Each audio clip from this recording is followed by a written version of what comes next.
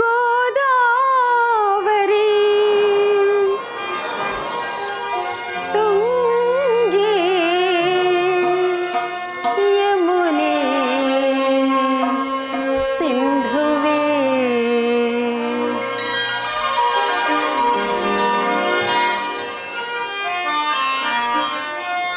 ಸುಮ ಸುಂದರ ತರುಲತೆಗಳ ಬೃಂದಾವನ ಲೀಲೆ ಸುಪ್ರಭಾತ ಚಂದ್ರೋದಯ ರಾಗಾರುಣ ಜ್ವಾಲೆ ಗಿರಿ ಸಿರಿಬನ ಸಂಚಾರಿಣಿ ತುಂಗಾ ಜಲಧೀರೆ ಧಲ ಧಲ ಧಲ ಮೆದು ಹಾಸಲಿ ಗಾನ ಸುಪ್ತಲೋಲೆ ಧಲ ಧಲ ಧಲ ಮೆದು ಹಾಸಲಿ ಗಾನ ಸುಪ್ತಲೋಲೆ ಸುಮ ಸುಂದರ ತರುಲತೆಗಳ ಬೃಂದಾವನ ಲೀಲೆ ಬೃಂದಾವನ ಲೀಲೆ.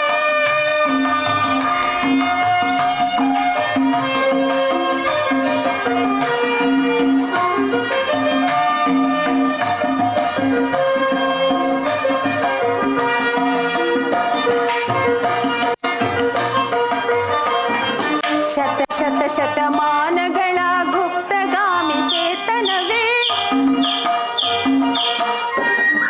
ಋತು ಋತುವಿಗೂ ಹೂವಾಗಿ ಫಲ ನೀಡುವ ತನಿರಸವೇ ಶತ ಶತ ಶತಮಾನಗಳ ಗುಪ್ತಗಾಮಿ ಚೇತನವೇ ಋತು ಋತುವಿಗೂ ಹೂವಾಗಿ ಫಲ ನೀಡುವ ತನಿರಸವೇ ಚಿಲಿಪಿಲಿಯಂಥ ಮೋದದಿ ನಲಿದೊಲಿವ ಕೂಜನವೇ ಮಧುರ ಮಂದಾನಿಲ ಸೌಗಂಧದ ಪರಿಮಳವೇ ಸುಮ ಸುಂದರ ತರುಲತೆಗಳ ಬೃಂದಾವನ ಲೀಲೆ ಸುಪ್ರಭಾತ ಚಂದ್ರೋದಯ ರಾಗಾರುಣ ಜ್ವಾಲೆ ಗಿರಿ ಸಿರಿಬನ ಸಂಚಾರಿಣಿ ತುಂಗಾ ಜಲಧೀರೆ ದಲ ದಲ ದಲ ಮೆದು ಹಾಸಲಿ ಗಾನ ಸುಪ್ತಲೋಲೆ ದಲ ದಲ ದಲ ಮೆದು ಹಾಸಲಿ ಗಾನ ಸುಪ್ತಲೋಲೆ ಸುಮ ಸುಂದರ ತರುಲತೆಗಳ ಬೃಂದಾವನ ಲೀಲೆ ಬೃಂದಾವನ ಲೀಲೆ.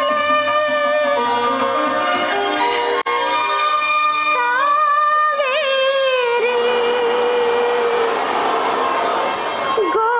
ಗೋದಾವರಿ ತುಂಗೆ ಯಮುನೆ ಸಿಂಧುವೆ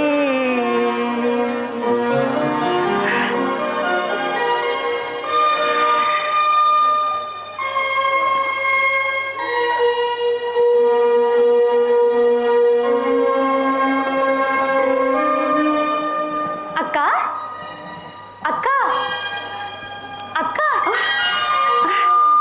ಊರ್ಮಿಳಾ, ಮೈ ಮರೆದಂತಿತ್ತು, ಕೂಗಿದರೂ ಎಚ್ಚರವಾಗಲಿಲ್ಲ. ನಿನ್ನ ಏಕಾಂತ ಚಿಂತೆಗೆ ಭಂಗ ತಂದಂಗಾಯ್ತೆ. ಭಂಗ ತಂದರು ಹಿತವಾದ ಭಂಗವೇ ಸರಿ.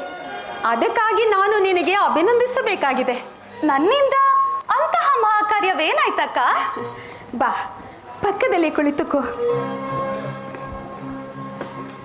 ಈ ನಿನ್ನ ಮೃದುವಾದ ಕೋಮಲ ಕೈಗಳು ನನ್ನನ್ನು ಬಳಸಲಿ, ಹಾಗೆಯೇ ನಿನ್ನ ಹೃದಯವೂ ನನ್ನನ್ನು ಬಳಸಲಿ. ಹೊಸದಾಗಿ ಬೆಳೆಸಬೇಕೇ? ಊರ್ಮಿಳೆ, ಈ ಸ್ನೇಹ ಭಂಗಿಯು ನನ್ನೆಲ್ಲ ದುಃಖ ದಣಿವುಗಳನ್ನು ನಿವಾರಿಸುವುದು. ಈಗೆಂತಹ ದುಃಖ ದಣಿವು? ಜೀವನವೆಲ್ಲ ಆ ಘೋರ ತಪದಲ್ಲಿಯೇ ಕಳೆದಿದ್ದಾಯ್ತಲ್ಲ. ಆ ತಪ್ಪಕ್ಕೆ ಕೊನೆಯೇ ಇಲ್ಲ ತಂಗಿ. ದುಃಖ ದಣಿವುಗಳು ಮುಗಿದರು ಅವುಗಳ ಕನಸು ನೆನಸುಗಳು ಕಾಡುತ್ತಲೇ ಇರು. ಆ ಕನಸು ನನಸುಗಳಾವುದೆಂದು ಕೇಳಬಹುದೇ? ನಿನ್ನಲ್ಲಿ ಮರೆಯೇ ತಂಗಿ. ಇಂದಿಗೆ 2 ವರ್ಷಗಳಾಗಿರಬಹುದು. ಪತಿ ದೇವರೊಂದಿಗೆ ಅಯೋಧ್ಯೆಯನ್ನು ಸೇರಿದೆ. ಅಂದಿನ ಆ ದೃಶ್ಯವನ್ನು ನೀನು ನೆನೆಯಬಲ್ಲೆಯ ತಂಗಿ? ನೆನೆಯಬಲ್ಲೆ ಅಕ್ಕ. ನಿನ್ನ ದುಃಖ ತಪ್ಪದ ಅಂತಿಮ ಅವಸ್ಥೆಯನ್ನು ನಾನು ಹೇಗೆ ಮರೆಯಲಿ? ಆ ನೆರೆದ ಜನ, ಅವರ ಮುಖದ ಕ್ರೂರ ಭಾವಗಳು, ನಿಸ್ಸಹಾಯಕರಾಗಿ ನಿಂತಿದ್ದ ಹನುಮ, ಸುಗ್ರೀವಾದಿ ವೀರ ನಾಯಕರು, ಮೂಕ ವೇದನೆಯಲ್ಲಿ ಕಂಬನಿಗಿರಿಯುತ್ತಾ ನಿಂತಿದ್ದ ನಿನ್ನ ಮೈದುನರು, ಎಲ್ಲರ ದೌರ್ಜನ್ಯವನ್ನು ನಾನು ಹೇಗೆ ಮರೆಯಲಿ? ನೀನಂದು ಅನುಭವಿಸಿದ ಅಪಮಾನವು ಇಂದಿಗೂ ನನ್ನ ಮನದಲ್ಲಿ ಮೊರೆಯುತ್ತಲೇ ಇದೆ. ಏನನ್ನು? ಪ್ರತೀಕಾರವನ್ನು. ಯಾರ ಮೇಲೆ? ಸತಿರತ್ನಕ್ಕೆ ಅಪಮಾನ ಬಗೆದ ಎಲ್ಲರ ಮೇಲೆ. ಅಂದರೆ ಮಾನವ ಗುಣವನ್ನೇ ನೀನು ದ್ವೇಷಿಸಬೇಕಾಗಿತ್ತು. ಮಾನವನ ಸಹಜ ದೌರ್ಬಲ್ಯವೇ ಆಗಿದೆ ತಂಗಿ. ಸದಾ ಸಂಶಯ ಪಡುತ್ತಿರುವುದೇ. ಎಂತಹ ಸಂಶಯ?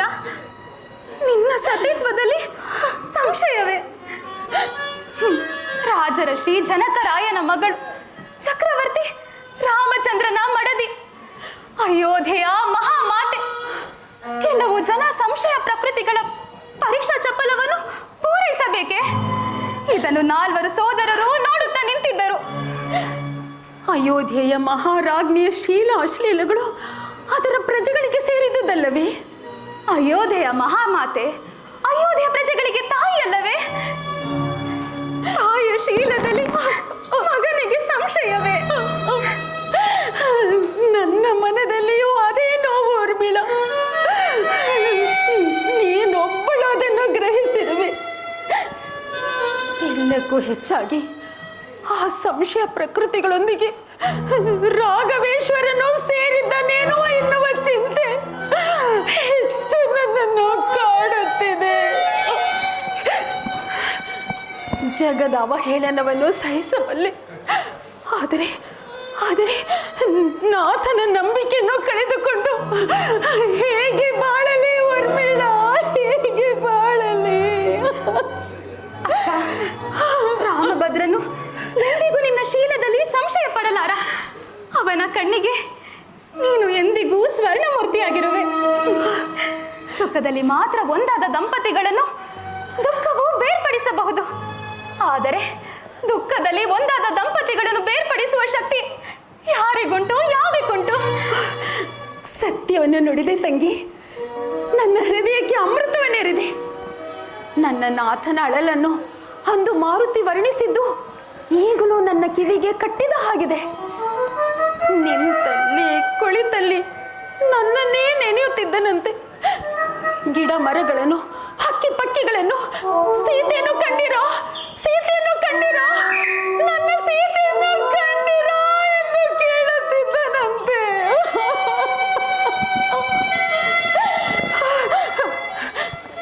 ಲಕ್ಷ್ಮಣನು ಇದನ್ನು ನಿನಗೆ ತಿಳಿಸಿಲ್ಲವೇ? ತಿಳಿಸಿರುವರು. ಅದಕ್ಕೆ ನಾನು ಧೈರ್ಯವಾಗಿ ರಾಮಭದ್ರನ ದೃಢತೆಯನ್ನು ಸ್ಥಾಪಿಸಿದ್ದು. ಆದರೆ ಅಕ್ಕ, ಇವೆಲ್ಲ ಯೋಚನೆಗಳಿಗೆ ತನುವನ್ನೀಡು ಮಾಡಿದ ಸ್ಥಿತಿಯೇ ನಿನ್ನದು. ನಿನಗೀಗ ಎಷ್ಟು ಶಾಂತಿ ದೊರೆತರೂ ಸಾಲದು. ಶಾಂತಿ, ಪ್ರೇಮ ಎರಡೂ ಬೇಕು ತಂಗಿ. ಅರಣ್ಯವಾಸಿ ಆದ ನನಗೆ ಈ ರಾಜ ಅಂತಃಪುರದ ವಾತಾವರಣವು ಒಗ್ಗದೆಂದು ಕಾಣುತ್ತದೆ. ಅದಕ್ಕೆ ಮನಸ್ಸು ಹಿಂದಿನ ಚಿಂತೆಗಳನ್ನು ಹುಡುಕುತ್ತಾ ಹೋಗಿಬಿಡುತ್ತದೆ. ಅಂತಃಪುರವೇನು, ಋಷಿಧಾಮವೇನು, ನಿನಗೆ ಎಲ್ಲವೂ ಒಂದೇ ಆಗಿದೆ ಅಲ್ಲವೇ? ನಿನಗೆ ಬೇಕಾದ ವಾತಾವರಣವನ್ನು ಇಲ್ಲೇ ಕಲ್ಪಿಸಿಕೊಂಡಿರುವೆಯಲ್ಲ? ಇಲ್ಲ ಇಲ್ಲ ತಂಗಿ, ಅದೆಂದಿಗೂ ಇಲ್ಲಿಗೆ ಬರಲಾರದು. ಆ ಗೋದಾವರಿ ಕಾವೇರಿ ತೀರಗಳು, ಆ ಕಿಷ್ಕಿಂಧೆಯ ಸರಳ ಸಹೃದಯ ಜೀವಿಗಳು, ನಿರ್ಮಲವಾಗಿ ಬೀಸುವ ಆ ಮಲೆಯ ನಿಲಯ, ನಿರ್ಮಲವಾಗಿ ಹರಿಯುವ ನದಿ ನದಗಳು, ಪಂಚವಟಿ ತೀರದ ನಮ್ಮ ಹುಲ್ಲೆ ಹಂಸಗಳು, ಇವುಗಳನ್ನೆಲ್ಲ ನಾನು ಹೇಗೆ ಮರೆಯಲಿ? ನಾನು ಪಂಚವಟಿಯನ್ನು ಬಿಟ್ಟಾಗ ಹೂ ಗಿಡಗಳೆಲ್ಲ ಕಣ್ಣೀರಿಗೆರೆದೆವು. ಆ ಮೃದು ಹಕ್ಕಿಗಳ ಕಣ್ಣ ನೋಟ, ಆ ಹುಲ್ಲೆಬಾಡಿನ ಅಂತಸ್ತಪ ನನಗೆಂತಹ ವೇದನೆಯನ್ನುಂಟು ಮಾಡಿದವು ಬಲ್ಲೆಯ. ನಿರ್ಜೀವ ಮೂರ್ತಿಗಳಂತೆ ನಿಂತಿದ್ದ ಆ ಬಂಡೆಗಳ ಮುಖದಲ್ಲಿ ಮೂಡಿದ ಆ ದೀನತೆಯನ್ನು ಕಂಡು ನನ್ನ ಕಂಠವು ಬಿಗಿದು ಹೋಗಿತ್ತು. ನನ್ನ ಕಾಲುಗಳು ಕುಸಿದವು. ಈ ಸ್ನೇಹ, ಈ ಪ್ರೇಮ, ಈ ದಯಾರ್ದ್ರತೆಗಳು ಮಾನವನ ಹೃದಯದಲ್ಲಿ ಮಾತ್ರ ಏಕೆ ಶೂನ್ಯವಾಗಿರುವುದು ತಂಗಿ, ಏಕೆ ಶೂನ್ಯವಾಗಿರುವುದು? ನೀನು ಭಾವಜೀವಿ ಅಕ್ಕ. ನಿಂತಲ್ಲೇ ನಿಸರ್ಗದ ಅನುರಾಗವನ್ನು ದೊರಕಿಸಿಕೊಳ್ಳಬಲ್ಲೆ. ನಿನ್ನ ಪ್ರೇಮದ ಕರೆಗೆ ಶುಭ್ರ ಹೃದಯ ಜೀವಿಗಳೆಲ್ಲ ಪ್ರತಿಸ್ಪಂದಿಸುವು. ಮತ್ತೊಮ್ಮೆ ಆ ಪ್ರೇಮ ಕಾರಣಗಳಿಗೆ ಹೋಗಿ ಬರಬೇಕೆಂದು ಬಯಕೆ ಆಗುತ್ತಿದೆ. ನನ್ನನ್ನು ಪೊರೆದು ಪೋಷಿಸಿ ಆದರಿಸಿದ ಗುರುಜನರನ್ನು ಮತ್ತೊಮ್ಮೆ ಕಂಡು ಅವರ ಸೇವೆ ಮಾಡಿ ಪುನೀತಳಾಗಬೇಕೆಂದು ಮನವು ಹಾತೊರೆಯುತ್ತಿದೆ.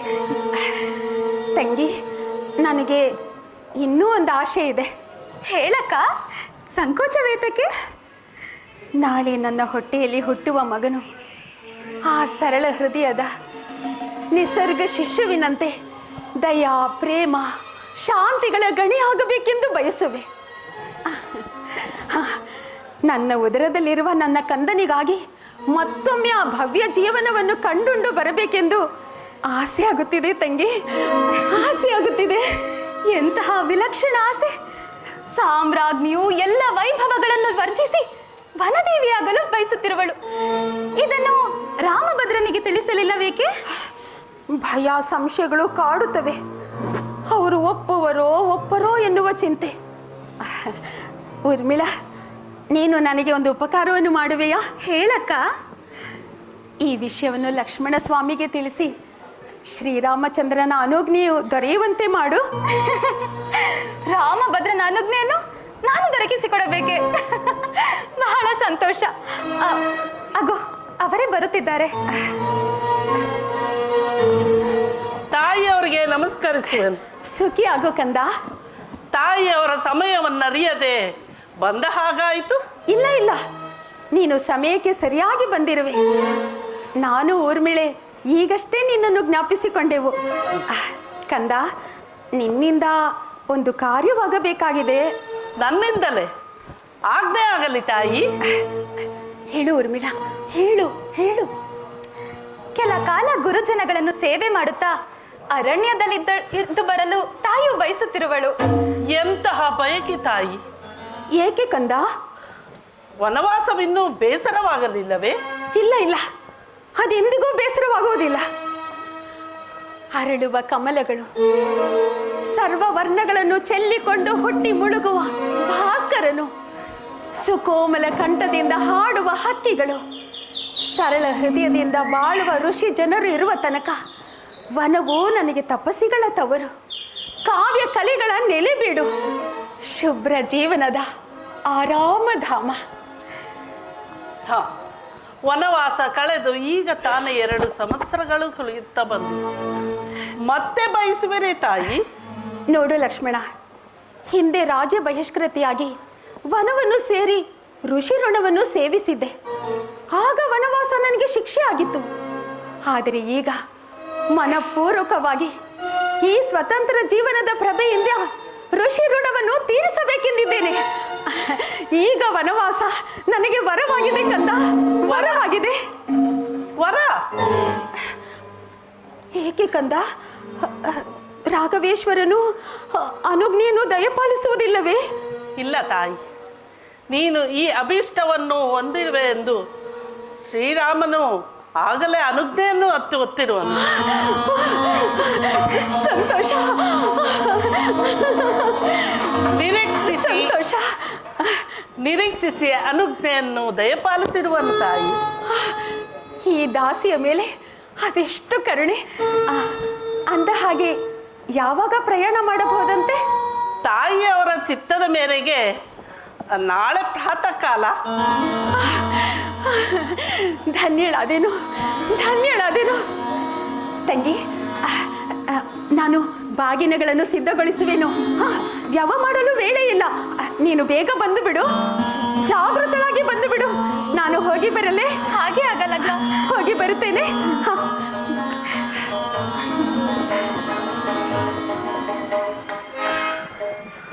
ಏಕೆ ನಾಥ ಕಣ್ಣೀರು? ತಾಯಿಯವರಿಗೆ ವನವಾಸವಿನ್ನು ಬೇಸರವಾಗಲಿಲ್ಲವೇ ಎಂದು. ಹೋಗಿ 4 ದಿವಸಗಳಲ್ಲಿ ಹಿಂತಿರುಗಿ ಬರುವಳು. ಜೊತೆಯಲ್ಲಿ ನಾನು ಹೋಗುವೆನು. ಅಕ್ಕನವರಿಗೆ ಆಯಾಸವಾಗದಂತೆ ನೋಡಿಕೊಳ್ಳುವೆನು. ಇಲ್ಲ, ಇದು ಅಸಾಧ್ಯ ಊರ್ಮಿಳಾ. ರಾಮಭದ್ರನು ಹಾಗೇಕೆ ವಿಧಿಸಿರುವನು? ನಾನು ಕಾಣೆ. ಸ್ವಾಮಿಯ ಚಿತ್ತ. ನಾನು ಹೋಗಬೇಕೆಂದು ಹಠ ಹಿಡಿದರೆ ಅಕ್ಕನ ಪ್ರಯಾಣವೂ ನಿಂತು ಹೋದಿತು. ಅವರೇ ಹೋಗಿ ಬರಲಿ, ಆದರೆ ಜೊತೆಗೆ ನೀವಾದರೂ ಹೋಗಿ ಬರಬೇಕು. ನಾನೇ ಹೋಗಿ ಬರಬೇಕೆಂದು ರಾಮಭದ್ರನ ಆಜ್ಞೆ. ಹಾಗಾದರೆ ನಿಶ್ಚಿಂತಳಾಗುವೆನು. ನಿಶ್ಚಿಂತಳಾಗು.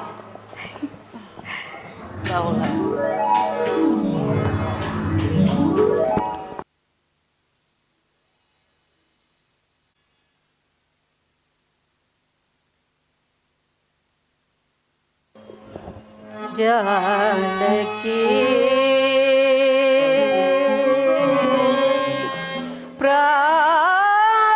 प्राण सखी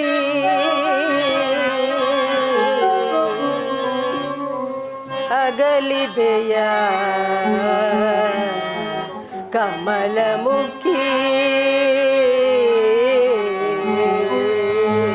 सीता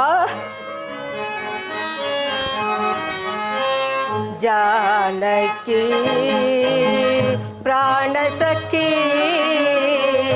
अगलिदೆಯಾ कमलमुखी जानकी प्राण सखी अगलिदೆಯಾ कमलमुखी जानकी सीता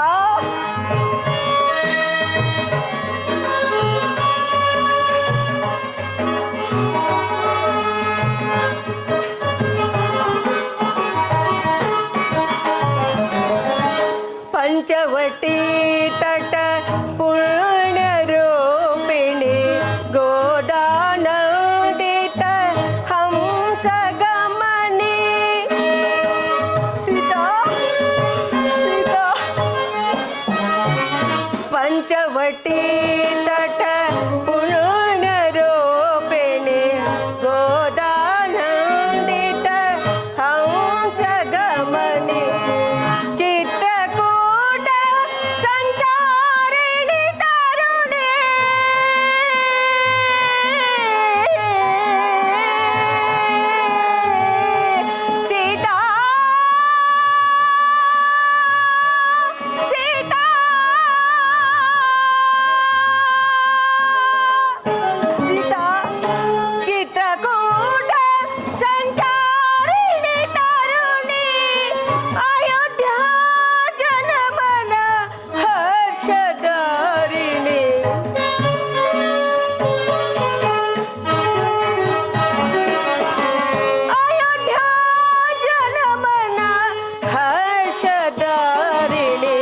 जानकी प्राण सखी अगलिदೆಯಾ कमलमुखी जानकी सीता सीता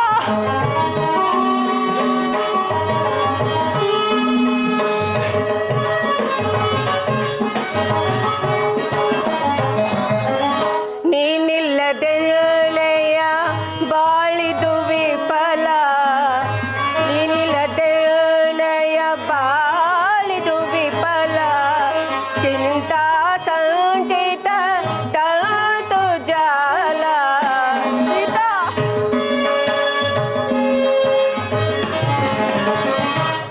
ನೀನಿಲ್ಲದೆಯ ಬಾಳಿದು ವಿಫಲ ಚಿಂತಾ ಸಂಚಿತ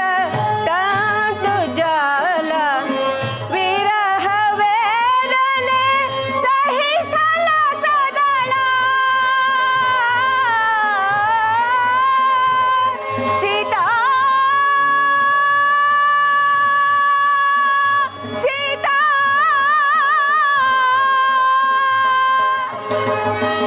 विरह वेदने सहिसल सदಳ तनुव दहिಸುವ ಚಿರತ ಚಿತ್ತಾಲನ सीता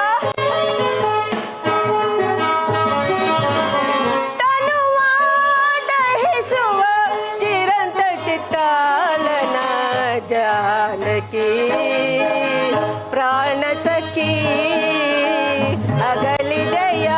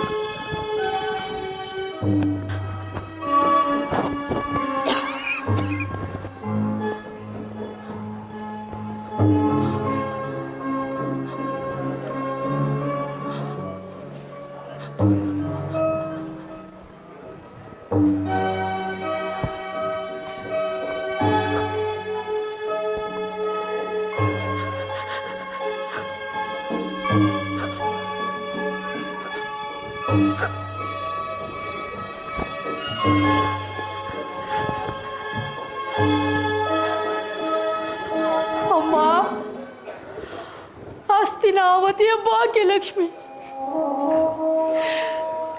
ನೀನು ನಮ್ಮೆಲ್ಲರನ್ನು ಮರೆತು ಬಿಟ್ಟೆಯ ತಾಯಿ. ನಾವು ನಿನ್ನ ಮಕ್ಕಳು. ನಾವು ಮಾಡಿದ ಅಪರಾಧವನ್ನು ತಾಯಿ ಅಲ್ಲದೆ ಮತ್ಯಾರು ಕ್ಷಮಿಸಬೇಕು? ನಿನ್ನ ಪಾತಿವೃತ್ಯವನ್ನು ಶಂಕಿಸಿದಲ್ವಲ್ಲವೇ? ಆ ಕಡೆ ಹೋಗು, ಆ ಕಡೆ. ನಿನ್ನಲ್ಲಿ ಕುಂದೆಣಿಸಿದವಲ್ಲವೇ ಅಮ್ಮ? ಈಗ ನೀನು ಎಲ್ಲಿರುವೆ ತಾಯಿ? ನಮ್ಮನ್ನೆಲ್ಲರನ್ನು ಮರೆತು ಬಿಟ್ಟೆಯಾ? ಮರೆತು ಬಿಡು ತಾಯಿ, ಮರೆತು ಬಿಡು. ಆ ಕಡೆ ಹೋಗು. ಪ್ರೇಮಕ್ಕೆ, ತ್ಯಾಗಕ್ಕೆ, ಕಾಮಕ್ಕೆ ಪ್ರತಿಪಕಾರ ಮಾಡಿದ ಈ ಪಾಪಿ ಅಯೋಧ್ಯ ಜನತೆಯನ್ನು ಮರೆತು ಬಿಡು ತಾಯಿ. ಅಮ್ಮ, ನಿನ್ನಂಥವರು ಮತ್ತೆ ಹುಟ್ಟುವರೇನೆ ತಾಯಿ. ನೀನು ರಾಮಚಂದ್ರನನ್ನು ಪಾಣಿಗ್ರಹಣ ಮಾಡಿಕೊಂಡು ಬಂದ ದಿನದಿಂದಲೂ ನಾನು ನಿನ್ನ ಗುಣವನ್ನು ಕಂಡಿದ್ದೇನೆ. ಒಮ್ಮೆಯಾದರೂ ಕೋಪದ ಮುಖವಿಲ್ಲ. ಯಾವಾಗಲೂ ದಯೆ ಕರುಣಿಗಳ ಬೀಡು. ಅಮ್ಮ, ನಮ್ಮೆಲ್ಲರನ್ನು ದಿಕ್ಕಿಲ್ಲದವರಂತಾಗಿ ಮಾಡಿಬಿಟ್ಟೆಯಾ ತಾಯಿ? ಮಾಡಿಬಿಟ್ಟೆಯಾ ಅಮ್ಮ?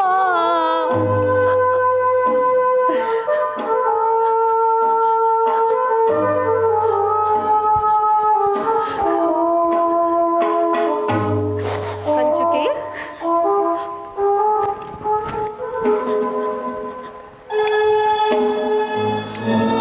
ಆಯುಷ್ಮಾಂತ, ಸ್ವರ್ಣಮೂರ್ತಿಯೊಂದಿಗೆ ಏನೋ ಸಂಭಾಷಣೆ ನಡೆಸುವಂತಿದೆಯಲ್ಲ?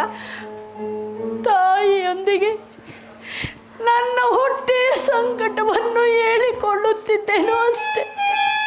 ಅಂತಹ ದುಃಖವೇನು ಬಂತು ಕಂಚುಕಿ ನಿನಗೆ? ನಾನಿಲ್ಲವೇ? ನನ್ನ ಬಳಿ ಹೇಳಿಕೊಳ್ಳಬಾರದೆ? ರಾಮಭದ್ರ, ಕಂಚುಕಿ, ಏಕೆ ಭಯಪಡುವೆ? ಹೇಳು. ಸೀತಮ್ಮ ಮತ್ತೆ ಯಾವಾಗ ಅರಮನೆ ಸೇರುವನು ರಾಮಭದ್ರ? ಸದ್ಯದಲ್ಲೇ ಸೇರುವಳು ಕಂಚುಕಿ. ಅದಕ್ಕಾಗಿ ಏಕಿಷ್ಟೊಂದು ಉದ್ವೇಗ, ಆತಂಕ? ರಾಮಭದ್ರ, ನಾನು ಈ ಅರಮನೆಯ ಸೇವೆಯನ್ನು 70 ವರ್ಷಗಳ ಕಾಲ ನಿರ್ವಿಘ್ನವಾಗಿ ನಡೆಸಿಕೊಂಡು ಬಂದಿದ್ದೇನೆ. ನಿಮ್ಮೆಲ್ಲ ಅಣ್ಣ ತಮ್ಮಂದಿರನ್ನು ಈ ನನ್ನ ಕೈಗಳಿಂದ ಎತ್ತಿ ಆಡಿಸಿದ್ದೇನೆ. ನಿಮ್ಮ ಸುಖ ದುಃಖಗಳಲ್ಲಿ ನಾನು ಭಾಗಿಯಾಗಿದ್ದೇನೆ. ನೀವಲ್ಲದೆ ನನಗೆ ಬೇರೆ ಬಂಧು ಇಲ್ಲ, ಇಷ್ಟರಿಲ್ಲ. ಸೀತಮ್ಮ ನಿನ್ನನ್ನು ಕಟ್ಟಿಕೊಂಡು ಬಂದಾಗ ಎಂತಹ ದಾಂಪತ್ಯವೆಂದು ನಾನು ಸಂತೋಷಪಟ್ಟೆನು. ನಿನ್ನಿಂದಾಗಿ ಆ ಮಗು ವನವಾಸ ಅನುಭವಿಸಿದಳು. ನಿನ್ನಿಂದ ದೂರವಾಗಿ ಪಡಬಾರದ ಕಷ್ಟಗಳನ್ನೆಲ್ಲ ಪಟ್ಟಳು. ಆ ಸ್ವಾಮಿ ನಿಷ್ಠೆ, ಆ ಪಾತಿವ್ರತ್ಯ ನಾನೆಲ್ಲೂ ಕಂಡಿಲ್ಲ, ಕೇಳಿಲ್ಲ. ಸೀತಮ್ಮ ಮಾಡಿದ ಅಪರಾಧವಾದರೂ ಏನು ರಾಮಭದ್ರ? ಆಕೆಯನ್ನು ನೀನು ಕಾಡಿಗಟ್ಟುವುದಕ್ಕೆ? ಕಂಚುಕಿ, ತುಮುರು ತುಮುರಾಗಿ ಒಡೆದು ಹೋಗಿರುವ ಈ ಹೃದಯವನ್ನು ಇನ್ನಷ್ಟು ಘಾಸಿಗೊಳಿಸಬೇಡ. ನಾನೇನು ನೆಮ್ಮದಿಯಾಗಿರುವೆನೆಂದು ಭಾವಿಸಿದೆಯಾ? ನಾನಿಂದು ರಾಜಧರ್ಮದ ಸೇವಕನಾಗಿದ್ದೇನೆ, ಪ್ರಜಾಧರ್ಮದ ಬಂದಿಯಾಗಿದ್ದೇನೆ ಸೇವಕಿ. ಹಾಗೆಯೇ ಸೀತಮ್ಮನ ಗಂಡನೂ ಆಗಿರುವೆ. ಪ್ರಜೆಗಳಿಗಿಂತ ಸತ್ಯ ದೊಡ್ಡದು, ಸೀತಮ್ಮನ ಪಾತುರತ್ಯ ದೊಡ್ಡದು. ಅದಕ್ಕೆ ಕಳಂಕ ಹಚ್ಚುವುದು ಬೇಡ ರಾಮಭದ್ರ. ನಿನ್ನ ಆತ್ಮಯಜ್ಞವನ್ನು ಸಾಕು ಮಾಡು. ನಿನ್ನ ನುಟ್ಟಿಸಿರಿನ ಹಿಂದಿರುವ ಅಪಾರ ವೇದನೆಯನ್ನು ನಾನು ಬಲ್ಲೆನು. ಸೀತಮ್ಮ ಯಾವಾಗ ಕಾಡಿನಿಂದ ಕರೆದುಕೊಂಡು ಬರುವೆ? ಸಾಕು ಸಾಕು ಮಾಡು ಕಂಚುಕಿ. ರಾಮಭದ್ರ, ನಿನಗೆ ನೆನಪಿದೆಯೇ? ಹಿಂದೆ 14 ವರ್ಷ ವನವಾಸ ನೆನಪಿದೆಯೇ? ಆಗ ನಾರುಡಿಗೆಯನ್ನುಟ್ಟು ನಿನ್ನ ಹಿಂದೆ ಬಂದವರ್ಯಾರು? ಸಾಕ್ಷಾತ್ ಕೈಕಾದೇವಿಯೇ. ಸೀತಮ್ಮ, ಈ ವನವಾಸವು ನಿನಗಲ್ಲವಮ್ಮ, ರಾಮಭದ್ರನಿಗೆ ಮಾತ್ರ ಎಂದು ಹೇಳಿದಾಗ ಸೀತಮ್ಮ ಏನು ಹೇಳಿದರು? ಅವರು ಯಾರು, ನಾನು ಯಾರು? ಅವರಿಲ್ಲದೆ ನನಗೆ ಬಾಳೆಲ್ಲಿದೆ? ಅವರಿರುವ ಸ್ಥಳವೇ ಅಯೋಧ್ಯೆ, ಅವರಿರುವ ಪರ್ಣಶಾಲೆಯೇ ನನಗೆ ಅರಮನೆ, ಅವರು ಭುಂಜಿಸುವ ಫಲಪಕ್ಷಗಳೇ ನನಗೆ ಮೃಷ್ಟನ್ನ ಎಂದು ಹೇಳಿದ್ದನ್ನು ಮರೆತು ಬಿಟ್ಟೆಯ? ಕಂಚುಕಿ, ಸಾಮ್ರಾಜ್ಯದ ರಥದ ಗಾಲಿಗಳು ಬಹು ದೊಡ್ಡವು. ಅದರ ರಭಸಕ್ಕೆ ಸಿಕ್ಕಿದವರು ನುಚ್ಚು ನೂರಾಗುತ್ತಾರೆ. ಅದಕ್ಕೇನು ಮಾಡಲಾಗುತ್ತದೆ? ನನಗೆ ಅದೆಲ್ಲ ತಿಳಿಯದು ರಾಮಭದ್ರ. ಸೀತಮ್ಮನಿಲ್ಲದ ಈ ಅರಮನೆಯು ಬೇಕೋ ಎನ್ನುತ್ತಿರುವುದು. ಎಲ್ಲಿ ನೋಡಿದರೂ ಬೆಳಕಿಲ್ಲದ ಜ್ಯೋತಿಯಂತಾಗಿರುವುದು. ಆದಷ್ಟು ಬೇಗ ಸೀತಮ್ಮನನ್ನು ಕರೆಸು. ಅಂದರೆ ನನ್ನ ಸೇವೆಯನ್ನು ಬಿಡುತ್ತೇನೆ ಎಂಬ ಹೇಳುವ ಲಕ್ಷಣವೋ ಇದು? ಹೌದು ಮಹಾರಾಜ. ಆದರೆ ಸೇವಕ ವರ್ಗದಿಂದ ಈ ಔದಾತ್ಯವನ್ನು ನಾನು ಸಹಿಸಲಾರೆ.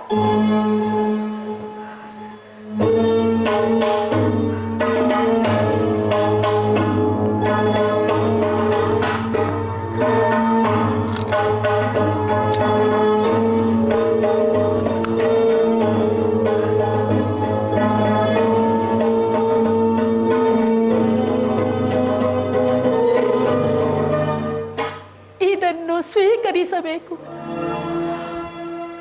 ಈ ಮನೆಯ ಸೇವೆ ಮಾಡಲು ನನಗಿನ್ನೂ ಬಲವಿಲ್ಲ. ವಯಸ್ಸಾದ ಕಾಲದಲ್ಲಿ ಎಲ್ಲಿಯಾದರೂ ವನವಾಗಲಿ ಕಾಲ ಕಳೆಯಬೇಕೆಂದಿದ್ದೇನೆ. ನಿಮ್ಮ ಅಪ್ಪಣೆಯಾದರೆ ನಾನಿನ್ನೂ ಹೊರಡುತ್ತೇನೆ. ಆಗಬಹುದು.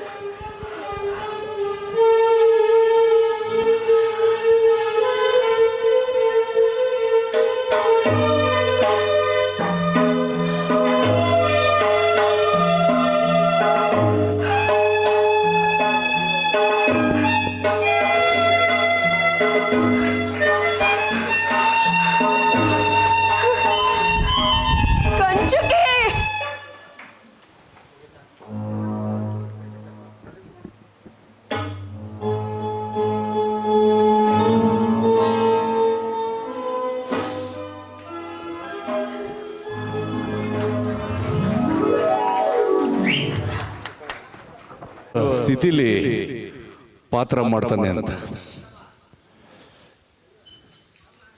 ಈಗ ಒಂದು ಅಗಾಧವಾದ ವಿಷಯ ಕೇಳಿ ನನಗೆ ತುಂಬಾ ಮನಸ್ಸಿಗೆ ನೋವಾಯ್ತು. ಕಂಚುಕಿ ಪಾತ್ರ ಮಾಡದಂತ ಈ ಮಹಿಳೆ ಪಾತ್ರ ಕೂಡ ದುಃಖಮಯ ನಾಗರ. ಆದರೆ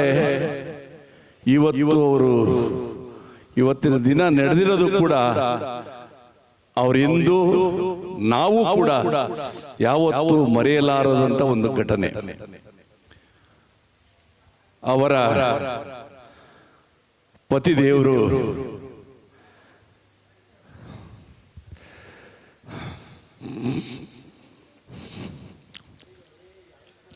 ನನಗೂ ಹೇಳಕ್ ಸ್ವಲ್ಪ ದುಃಖ ಆಗ್ತಾ ಇದೆ.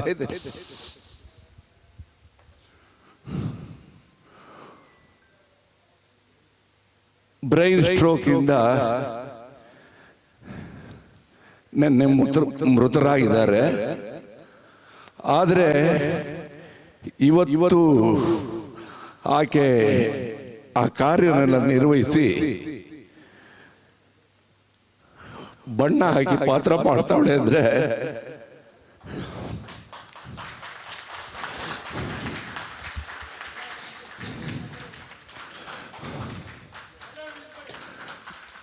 ಕಲಾವಿದರಿಗೆ ಎಷ್ಟು ನೋವಿರುತ್ತೆ ಅನ್ನೋದು ನಾವೆಲ್ಲರೂ ಭಾವಿಸ್ಬೇಕು. ನಿಜವಾಗೂ ಈ ತಾಯಿಗೆ ನಾನು ನಮಸ್ಕಾರ ತಿಳಿಸ್ತೀನಿ. ಮೂರನೇ ಈ ಮುಂಚೆ 3 ದೃಶ್ಯ ಮುಂಚೆನೇ ಇವ್ರ ದೃಶ್ಯ ಇತ್ತು. ನಾವು ಮನಸ್ಸಲ್ಲಿ ಏನ ಸೀವ ಇನ್ನ ಪಾತ್ರಕ್ಕೆ ರೆಡಿ ಆಗಿಲ್ಲ, ಹೇಳೋದೊಂದು ಮಾಡೋದೊಂದು ಅಂತ ನಮ್ಮ ಮನಸ್ಸಲ್ಲಿತ್ತು. ಆ ನೋವೆಲ್ಲ ಅಡಗಿಸಿಟ್ಕೊಂಡು ನಮ್ಗೆ ಆ ವಿಷಯ ಹೇಳಿರ್ಲಿಲ್ಲ. ನಾಟಕ ಮುಗಿದ ಇನ್ನೇನು ಮುಗಿಯೋ ಕ್ಷಣದಲ್ಲಿ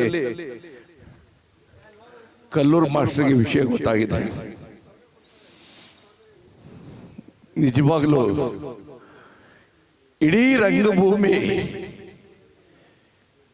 ಮನುಷ್ಯ ಕುಲಕ್ಕೆನೆ ಒಂದು ಮಾದರಿ ಅಂತ ಹೇಳಿದ್ರೆ ತಪ್ಪಾಗಲ್ಲ.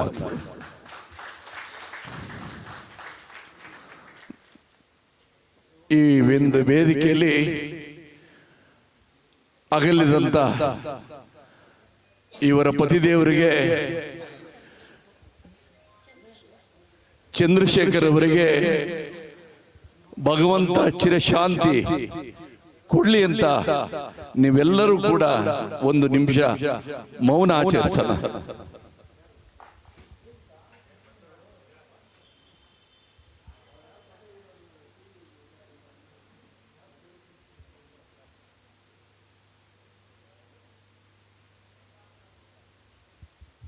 ಜೈ ರಂಗಭೂಮಿ. ಅದೇ ರೀತಿ ಇಷ್ಟೆಲ್ಲ ನೋವಿಟ್ಕೊಂಡು ನಾಟಕನ ಬಹಳ ಚೆನ್ನಾಗಿ ಮಾಡಿದ್ರು.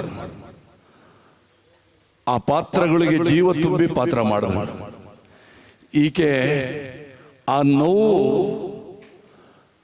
ನೆನಪಲ್ಲೇ ಪಾತ್ರ ಮಾಡಿದಾಗ ಕಂಚುಕಿ ಹೊರಬಂದ ಅಂತ ಕಾಣುತ್ತೆ. ಅದ್ಭುತವಾಗಿ ಪಾತ್ರ ಮಾಡೋ ಹಾಗೆ ರಂಗಶ್ರೀ ಕಲಾ ಸಂಸ್ಥೆ ಯಾವಾಗೂ ಕೂಡ ನಿಮಗೆ ಅಭಾರಿ ಆಗಿರುತ್ತೆ. ನಿಮ್ಮೆಲ್ಲರಿಗೂ ಆ ದೇವರು ಒಳ್ಳೇದು ಮಾಡಲಿ. ಈ ಒಂದು ಕಿರುಕಾಣಿಕೆನ ಇವರ ಕಾರ್ಯಕ್ಕೆ ಮುಂದಿಗೆ ಉಪಯೋಗಿಸ್ಕೋಬೇಕು ಅಂತ ನಾನು ನಿಮ್ಮಲ್ಲಿ ವಿನಂತಿಸ್ಕೊಳ್ತೀನಿ.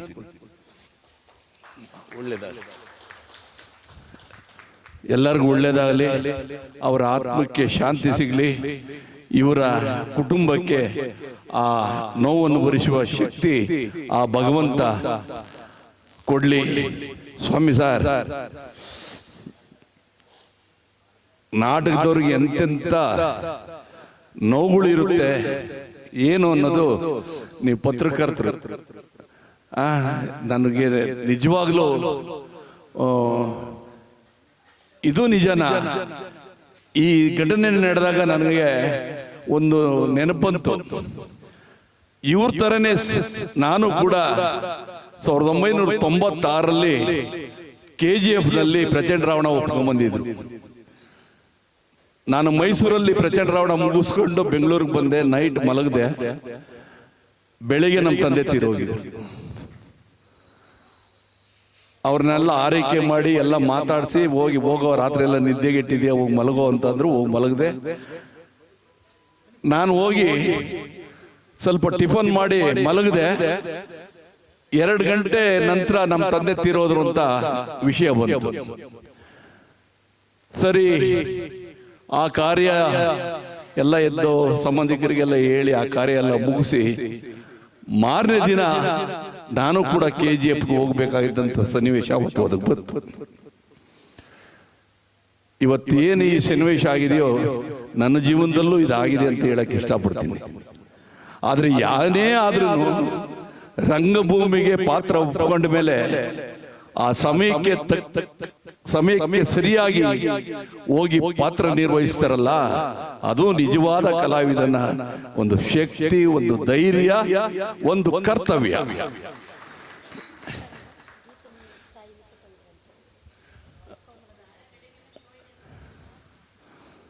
ಕಲ್ಯಾಣಗಳನ್ನು ಬಿಟ್ಟು ಹೋಗಿ ಯಾರು ಕಲ್ಯಾಣ ಗುಣಗಳು ಇಟ್ಕೊಂಡು ರಂಗಭೂಮಿಲಿ ನಾನು 45 ವರ್ಷ ಸರ್ವಿಸು, ನಾನು ಇವೆಲ್ಲ ಹೇಳ್ಬಾರ್ದು, ಇವತ್ತು ಸಂದರ್ಭ ಸಿಕ್ತು ಹೇಳ್ತಾ ಇದ್ದೀನಿ.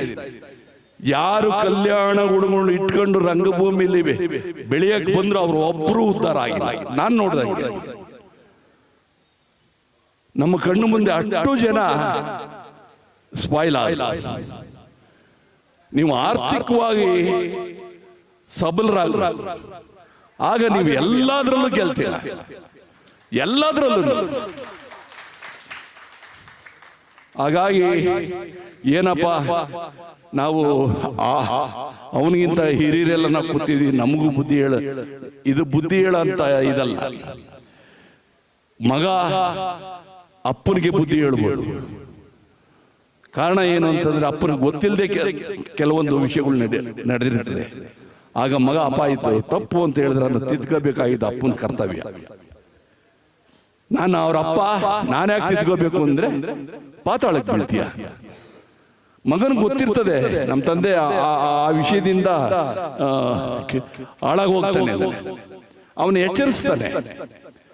ಎಚ್ಚರಿಸಿದಾಗ ನಾವು ಎಚ್ಚೆತ್ಕೊಳ್ಬೇಕು.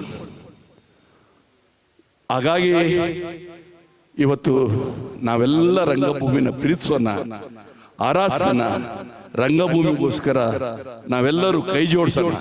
ಆದರೆ ನಮ್ಮ ಕೈನ ನಮ್ಮಲ್ಲೇ ಇಟ್ಕೊಂಡು, ನಮ್ಮ ಮನೆಯವರ ಜೊತೆ ಇಟ್ಕೊಂಡು ನಾವು ರಂಗಭೂಮಿಗೆ ಕೈ ಜೋಡಿಸೋಣ ಅಂತ ನನ್ನ ಭಾವನೆ. ನೀವೆಲ್ಲರೂ ಕೂಡ ಬಹಳ ಸಂಭ್ರಮದಿಂದ ನೋಡ್ತಾ ಇದ್ದೀರಾ. ಹೆಚ್ಚಿಗೆ ಮಾತಾಡದೆ ಅನ್ಸುತ್ತೆ. ಈಗ 2ನೇ ದೃಶ್ಯ. ಹಾಗೆ 23ನೇ ತಾರೀಕೆ ಗೌರವ ಕೌರವ ಎಂಬ ಪೌರಾಣಿಕ ನಾಟಕ. ಆ ನಾಟಕ ನೋಡಿದ್ರೆ ಜೀವನ ಇಷ್ಟೇನಾ ಅಂತದೆ.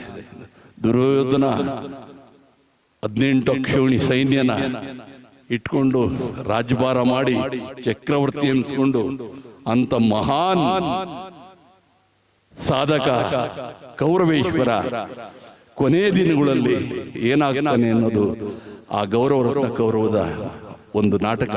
ದಯವಿಟ್ಟು ಆ ನಾಟಕಕ್ಕೆ ನೀವೆಲ್ಲರೂ ಬನ್ನಿ. ಕಲಾವಿದರ ಮೇಲೆ ನಿಮ್ಮೆಲ್ಲರ ಆರೈಕೆ ಆಶೀರ್ವಾದ ಸಂಪೂರ್ಣವಾಗಿರಲಿ. ನಾಗರಾಜ ಇನ್ನೂ ಎತ್ತೆತ್ತರಕ್ಕೆ ಬೆಳೀಲಿ. ಆಕೆಗೆ 10,000 ರೂಪಾಯಿ ಕೊಡ್ತೀನಿ ಅಂತ ನೋಡಿ. ಇಲ್ಲಿಂದ ಬರಬೇಕು ಮನಸ್ಸು. ನಾವು ಯಾರು ಕೇಳಿಲ್ಲ, ಏನು ಮಾಡಿಲ್ಲ. ಮುಂದೆ ಸಾಕಷ್ಟು ಖರ್ಚಿದೆ. ಕಲಾವಿದರಿಗೆ ಎಲ್ಲಿಂದ ಬರಬೇಕು ಆ ಖರ್ಚೆಲ್ಲ ನೋಡ್ಕೊಳಕ್ಕೆ ಅಂತ ಯೋಚನೆ ಮಾಡಿ ಆಕೆಗೆ 10,000 ಕೊಡ್ತಾ ಇದೆಯಾ. ಆಕೆ ಪರವಾಗಿ ನಾನು ನಿನಗೆ ತುಂಬಾ ಥ್ಯಾಂಕ್ಸ್ ಹೇಳ್ತೀನಿ. ದಯವಿಟ್ಟು ನಿಮ್ಮೆಲ್ಲರಿಗೂ ಕೂಡ ನನ್ನ ಅನಂತ ನಮಸ್ಕಾರಗಳು. ಜೈ ಕರ್ನಾಟಕ ಮಾತೆ. ಧನ್ಯವಾದಗಳು ರಂಗೇಶ್.